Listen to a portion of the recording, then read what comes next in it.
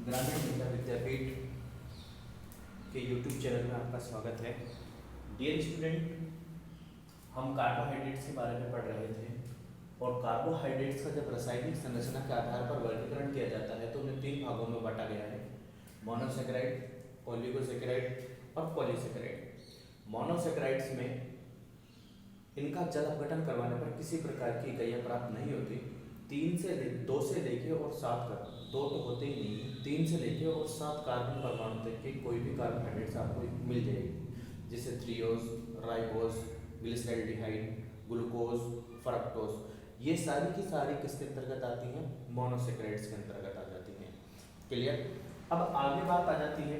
अब देखिए इसके अंदर हमने क्या किया है, इसके अंदर हमने ग्लूकोज और फ्रक्टोज हमारे सिलेबस में है, ग्लूकोज और फ्रक्टोज का हम अध्ययन कर चुके हैं। आगे बात आ जाती है ओलिगोसेकेराइड्स की। सर्वप्रथम हम ओलिगोसेकेराइड्स को वंस अगेन रिपीट करते हैं। ओलिगोसेकेराइड। अब ओलिगोसेकेराइड्स का जब आप जल अपघटन करवाएंगे तो 2 से 9 तक मोनोसेकेराइड इकाइयां प्राप्त होंगी।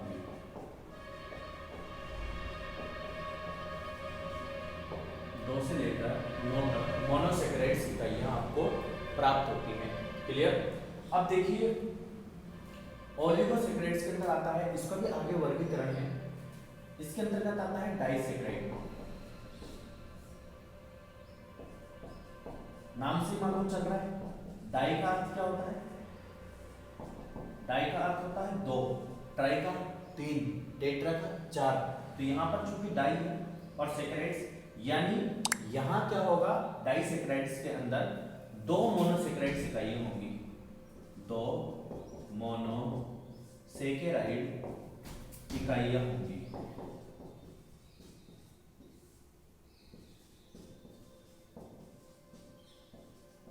जब आप किसी भी डाइसेकेराइड का जल अपघटन करवाएंगे तो डाइसेकेराइड का जल अपघटन करवाने पर आपको 2 मोनोसेकेराइड इकाइयां प्राप्त होंगी। अगर उदाहरणों की अगर आप बात करें तो एग्जांपल में आ जाता है आपके सुक्रोज, लैक्टोज,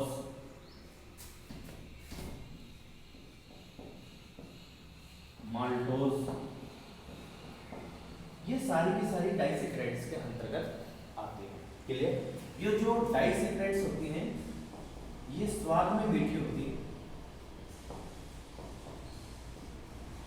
स्वाद में मीठी होती है और जल के अंतर्गत यह विलय होती है, जल में विलय होती है। Clear dear student? तो याद रखिए ओलिगोसेकेराइड्स के अंदर 2 से लेकर 9 मोनोसेकेराइड्स इकाइयां होंगी और जब इनका वर्गीकरण किया जाता है तो डाइसेकेराइड्स, ट्राइसेकेराइड्स, टेट्रासेकेराइड्स इनका अध्ययन किया जाता है। तो डाई का अर्थ होता है 2, अर्थात डाइसेकेराइड्स का आप जल अपघटन करवाएंगे तो आपको 2 मोनोसेकेराइड्स इकाइयां प्राप्त होंगी। अगर उदाहरणों की बात करें तो सुक्रोज, लैक्टोज और माल्टोज तीनों को आप याद रखिए, यह स्वाद में कैसी होती है? मीठी, और जल में क्या होंगी? यह विलय होती हैं। क्लियर? आगे चलिए आप।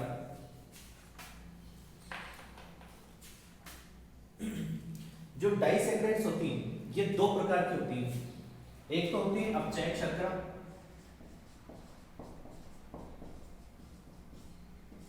अपचयक शर्करा, डाइसेकेराइड्स को बांटा गया है। अब अपचयक और दूसरी होती है अनअपचयक।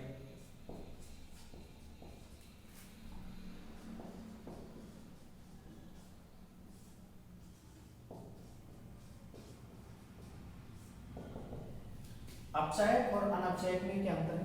देखिए अपचयक शुगर के अंतर्गत क्या होता है कि जो 2 मोनोसेकेराइड्स इकाइयां होती हैं उन 2 मोनोसेकेराइड्स इकाइयों में से एक मोनोसेकेराइड्स इकाई का जो कार्बोनिल समूह है वह ग्लाइकोसाइडिक बंध के निर्माण में भाग लेता है। कितना?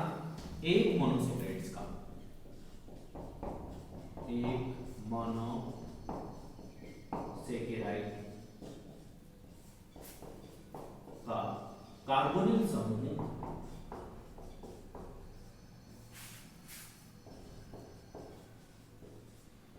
बंध निर्माण में भाग लेगा।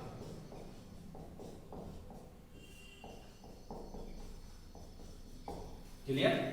और अनअपचयक शर्करा में क्या होता है, अगर इसके उदाहरणों की बात करें तो लैक्टोज और माल्टोज, लैक्टोज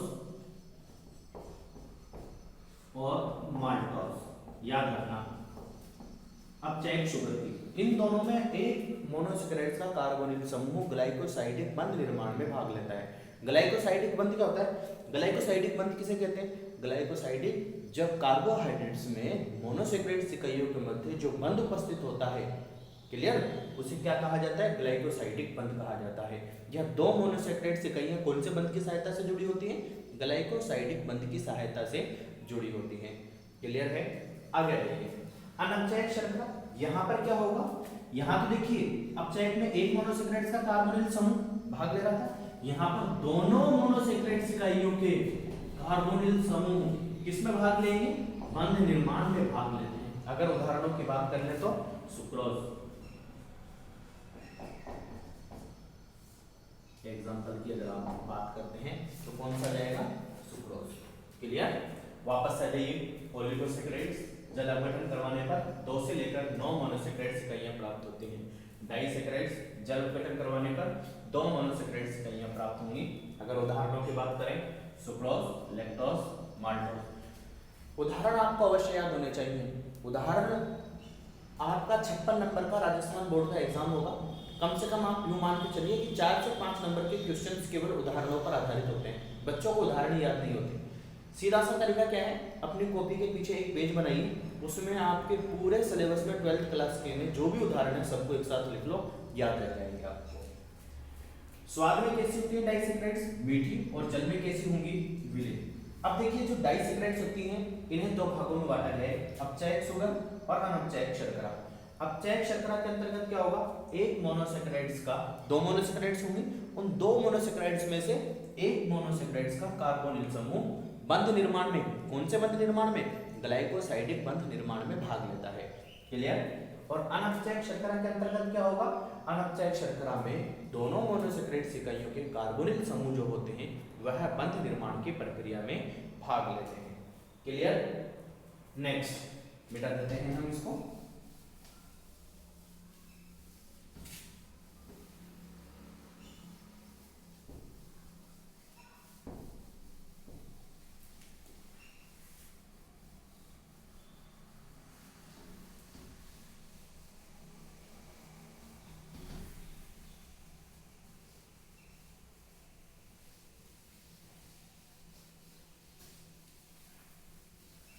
नेक्स्ट आपका आ जाता है सुक्रोज।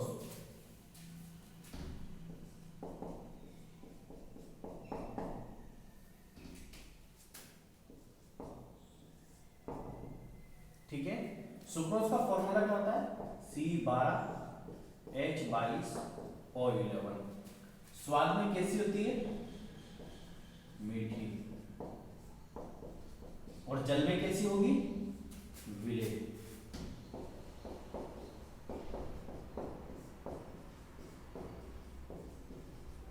क्लियर, स्वाद में मीठी, जल में कैसी होगी, विलेय। इसे केन शुगर, केन शुगर या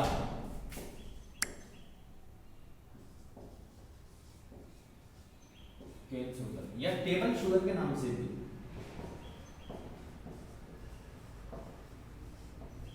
टेबल शुगर के नाम से भी जाना जाता है। मुख्य रूप से किसमें पाई जाती है, गन्ने के रस में, गन्ने का रस, चुकंदर, चुकंदर में यह स्पेशली मिलती है, गन्ने का रस और चुकंदर में। गन्ने के रस में तो यह लगभग 15 से 20% तक होती है, और जो चुकंदर है उसके अंदर यह 10 से 17% तक होती है, 10 से 17% तक यह पाई जाती है। एक चीज और एग्जाम में पूछा जाता है, यह दक्षिण ध्रुव घूर्णक, दक्षिण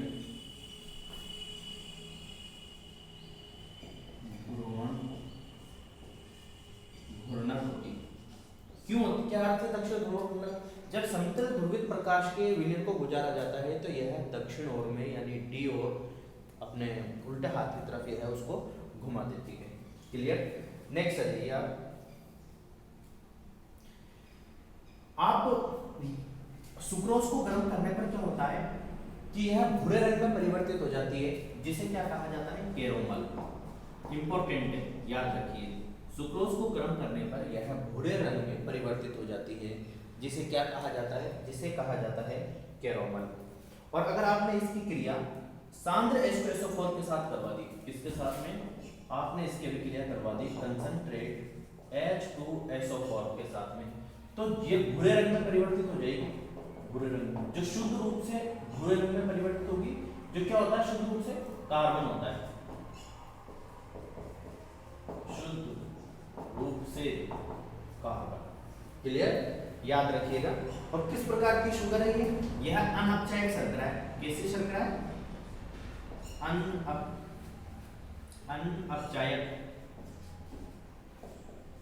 अनअपचायक शर्करा है, याद रखिएगा। वापस से हम एक दफा रिपीट करते हैं, फॉर्मूला C12H22 और 11, ठीक है। स्वाद में कैसी होगी, मीठी। जल में कैसी होगी, विलेय। केन शुगर या टेबल शुगर के नाम से भी इसे जाना जाता है। जो अपने खाने के शक्कर होते हैं ना, किसमें मिलती है, गन्ने का रस, कितनी मिलती है, 15 से 20%। और किसमें मिलती है, चुकंदर में कितनी, 10 से 17% तक यह पाई जाती है। प्रकृति कैसी होती है, दक्षिण ध्रुव पूर्णक, ठीक है। अपन आगे पढ़ेंगे लेसन नंबर 17 के अंतर्गत, वहाँ समझ जाएंगे हम कि दक्षिण ध्रुव पूर्णक और वाम ध्रुव पूर्णक क्या होता है। आप अगर इसको शर्करा को गर्म करोगे तो यह भूरे रंग में परिवर्तित हो जाती है, जिसे क्या कहा जाता है, कैरोमल के नाम से जाना जाता है। अनअपचायक शर्करा होती है, कैसी शर्करा है, अनअपचायक शर्करा है, अर्थात बंध निर्माण में दोनों दो इकाइयां कौन कौन सी, ग्लूकोज और फ्रक्टोज होती हैं, तो दोनों के कार्बोनिल समूह बंध निर्माण की प्रक्रिया में भाग लेते हैं। क्लियर है, आगे रहिए। कंसंट्रेट H2SO4 के साथ में आपने अभिक्रिया करवा दी, तो यह कैसे रंग में परिवर्तित हो जाएगी, भूरे रंग में, जो शुद्ध रूप से क्या होता है, कार्बन होता है। क्लियर, कोई प्रॉब्लम नहीं, आगे रहिए। सुक्रोज,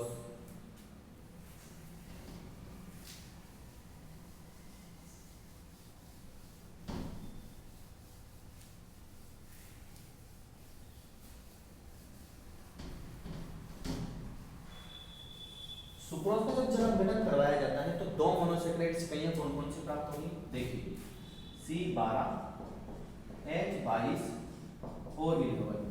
इसका क्या करवा रहे हैं, जल अपघटन। किसकी सहायता से होगा, डाइल्यूट H2SO4 की सहायता से, डाइल्यूट H2SO4 की सहायता से हमने जल अपघटन करवा दिया। क्लियर, जल अपघटन जब हम करवाएंगे तो हमें क्या प्राप्त हो जाएगा, एक तो ग्लूकोज की इकाई प्राप्त हो जाएगी C6H12O6, और दूसरी हमें फ्रक्टोज की इकाई प्राप्त हो जाएगी। देखो दोनों का फॉर्मूला सेम है, ये भी ग्लूकोज है, ये ग्लूकोज है, ये फ्रक्टोज है। पता कैसे चलेगा, यहाँ पर एल्डिहाइड समूह उपस्थित होगा और यहाँ पर कीटोन समूह उपस्थित होगा। क्लियर, आगे बढ़िए। एक चीज और मेरे माइंड से स्लिप हो गई थी, यह दक्षिण ध्रुवण पूर्णक होता है, दक्षिण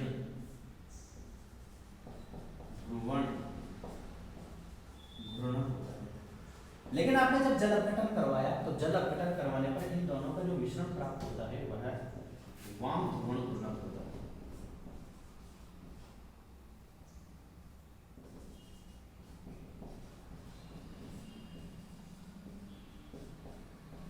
ऐसा क्यों होता है, क्योंकि जो ये जो विलयन होता है, इस विलयन के दक्षिण ध्रुवण घूर्णक का मान तो होता है कम और वाम ध्रुवण घूर्णक का मान होता है अधिक।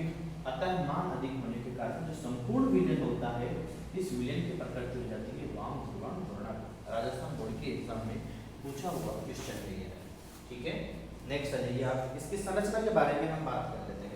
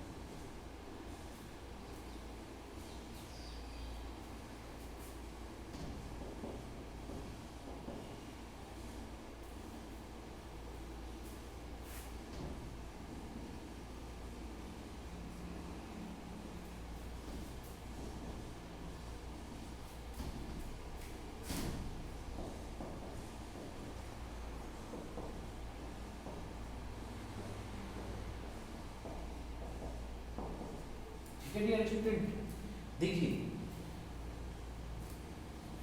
यह तो है ग्लूकोज वाली संरचना, यहाँ पर H नीचे आ जाता है OH, ठीक है ना, और यहाँ पर CH2OH और यहाँ नीचे आ जाता है OH, ठीक है।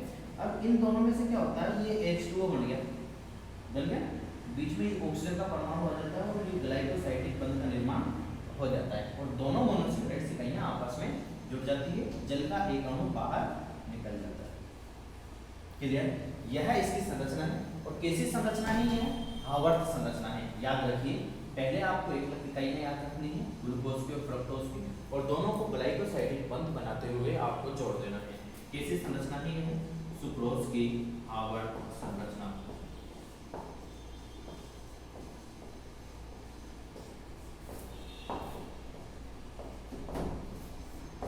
Clear, okay dear student, thank you very much.